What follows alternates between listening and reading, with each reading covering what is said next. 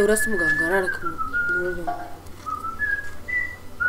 mwaramutse neza mwaramutse amakuru ni meza noneho ndabona ijisho rimeze neza wanze urimo kugenda woroherwa koroherwa rwose ni byiza ntabwo ukibabara mu nda oya nta muriro oya nta n'ubwo uribwa n'umutwe oya kabye ndumva noneho nshobora kuba nagusezerera yego ariko se muramutse mufite iki kibazo ariko mbere yuko mbasezerana mwambaza nta kibazo ubu noneho mfite umwanya nase mugaye ibintu numva nibyo ibiki ngo kurya karoti cyane ngo bigabanya kuba wahuma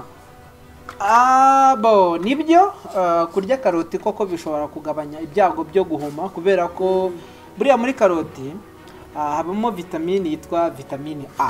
Yego. Vitamine A rero niyo buriya idufasha kugira ngo twirinde guhuma. Ariko nk'uwawe nk'urugero wari wabona se urukwavu rwambaye rinete? Ntabwo ndabona koko. Ni nk'uko rero nyine.